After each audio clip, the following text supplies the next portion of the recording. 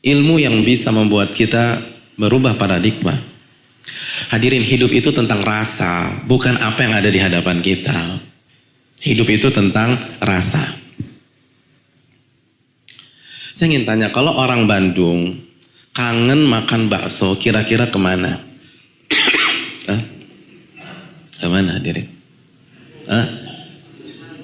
Bakso Akung ya? Masya Allah. Kalau orang Jakarta lagi main-main di Jakarta Selatan pengen makan sate ayam, kira-kira merapatnya kemana tuh? Santa. Kalau jam 2 siang atau jam 1 siang? Pertamina dong. Jam 1 siang Pertamina. Jam 3 udah ganti abangnya gitu. Pertamina. Hadirin. Bakso Akung. Sate Pertamina.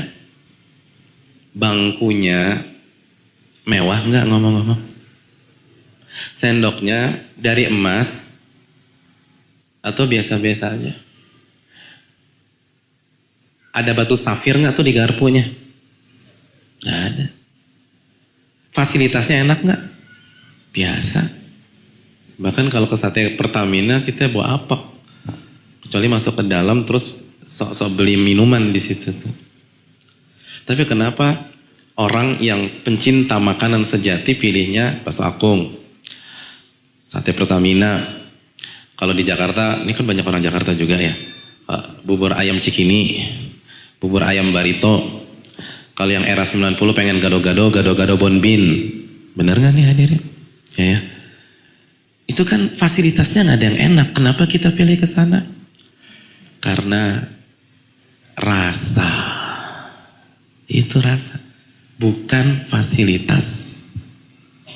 Bukan pernak-pernik. Bukan aksesoris. Rasa. Begitu juga dalam hidup. Masalahnya bukan di penjara atau di luar penjara. Masalahnya adalah bagaimana menemukan rasa. Rasa sabar. Rasa ikhlas.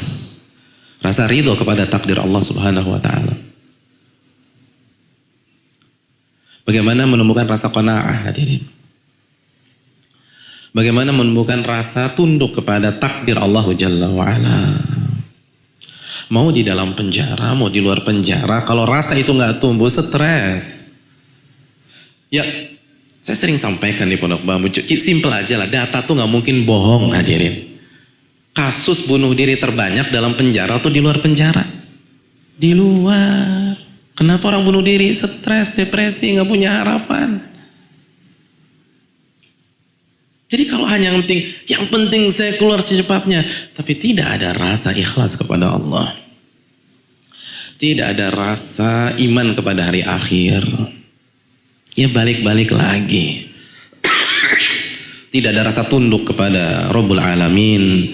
Maksiat lagi, dihukum lagi sama Allah Subhanahu wa ta'ala.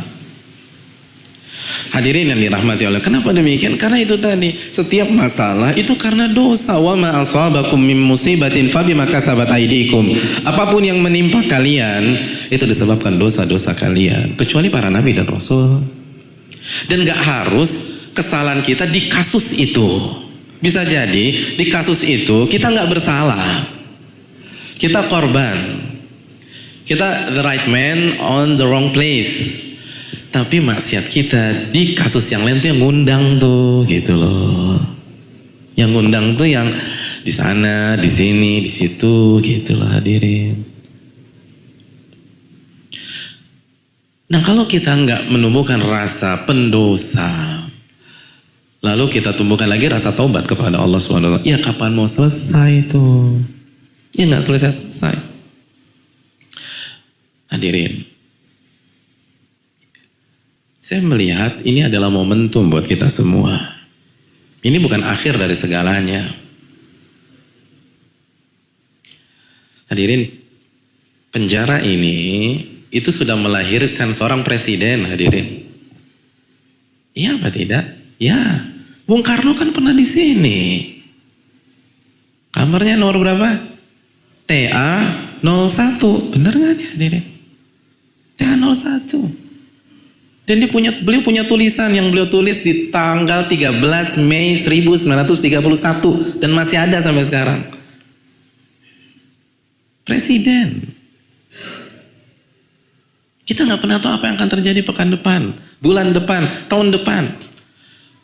Hadirin, yang memasukkan Bung Karno ke sini itu Belanda. Siapa yang pikir merdeka 45? Kalau udah penjajah masukin tuh mungkin seumur hidup, mungkin mati di sini. Tapi ternyata takdir Allah berkata lain. Nelson Mandela ketika di penjara, orang kan nggak duga seperti itu. Presiden dia. Yang penting kita jalin rumusnya. Seaneh apapun dan sepekat apapun kabut di depan kita, kalau rumusnya benar, itu ujian terurai. Dan rumusnya Allah berfirman dalam surat At-Talaq ayat 2 dan 3, "Wa man yattaqillaha yaj'al lahu makhraja." Barang siapa yang bertakwa kepada Allah, Allah akan berikan jalan keluar. Wa yarzuqhu min haitsu la yahtasib. Dan Allah akan berikan rizki. Ini menarik. Ini bottom line-nya, ini yang harus kita garis bawahi. Min haitsu la yahtasib, dari arah yang tidak kita duga-duga. Jadi jangan terlalu banyak mikir. Mikir tuh bagus. Tapi Allah kan udah bilang, nanti nih jalan keluarnya dari arah yang Anda nggak pernah pikirkan. Nah, yang jadi masalah, Allah udah bilang, solusinya nih kalau Anda bertakwa, dari arah yang tidak pernah Anda pikirkan. Tapi bukannya alih-alih bertakwa, mikir terus, gimana gue bisa keluar dari sini? Gimana saya bisa keluar? Loh, Allah udah bilang, yang penting takwa tuh. Nanti ada aja jalan. Yang penting takwa. Mikir penting tapi proporsional. Sebagaimana melihat penting, tapi kalau kita melihat maksain, mata bisa buta juga. Akal itu bagus dikasih oleh Allah untuk berpikir. Tapi sebagaimana telinga ada batas, akal kita juga ada batas. Kuncinya bertakwa kepada Allah. Kuncinya bukan di dalam penjara atau di luar penjara.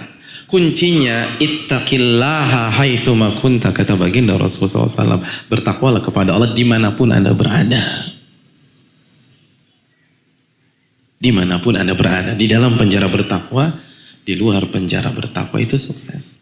Kalau hanya sekadar keluar, sebagaimana yang tadi dimention oleh Bapak host tadi, keluar juga penjara.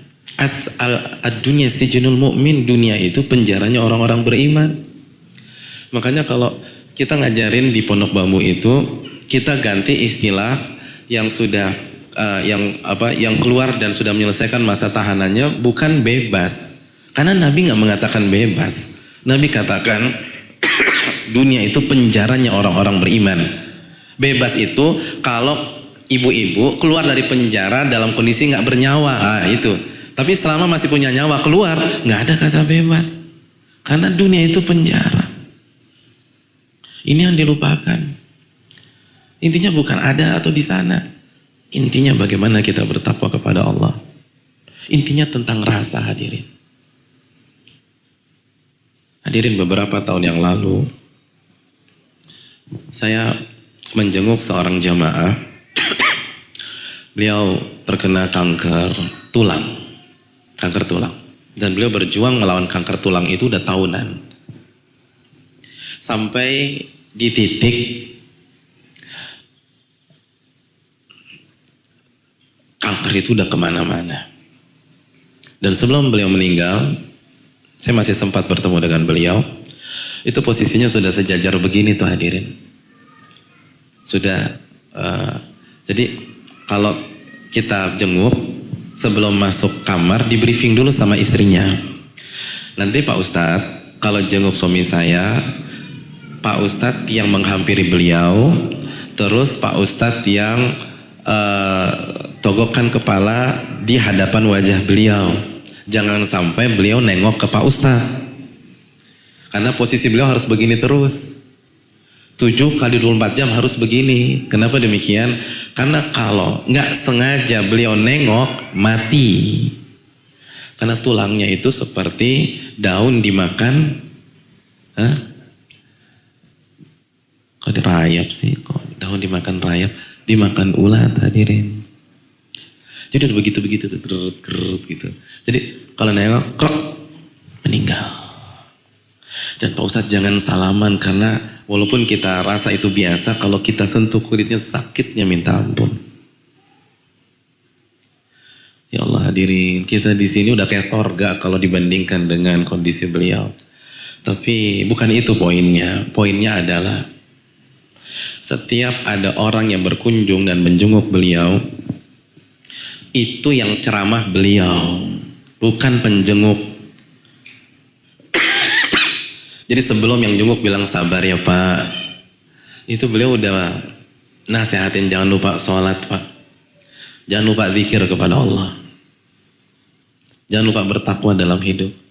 Itu kata istrinya, yang gak diceramain cuma Pak Ustadz aja, karena gak enak Pak Ustadz Ustadznya, yang lain diceramain sama dia. Allahu Akbar. Tapi yang uniknya, ribuan orang di waktu yang sama dengan penyakit yang 1000 kali lipat lebih ringan dari dia stres. Stres, parno. Itu begitu flu langsung cek darah. Flu doang tuh cek darah. Nggak bisa tidur 2 hari 2 malam. Hadirin kenapa? Lagi-lagi ilmu. Musibah itu, di setiap musibah itu ada mutiara. Untuk mendapatkan mutiara kita harus tahu ilmunya. Untuk mendapatkan mutiara di dasar laut harus punya ilmu nyelam. Harus tahu kerangnya yang mana yang nyimpen tuh mutiara. Nggak bisa setiap orang nyerem dapetin mutiara. Ini tentang ilmu. Ini bukan tentang berapa lama masa hukuman kita. Kalau kita tahu, semua akan mudah. Semua akan lancar. Dan semua akan nikmat.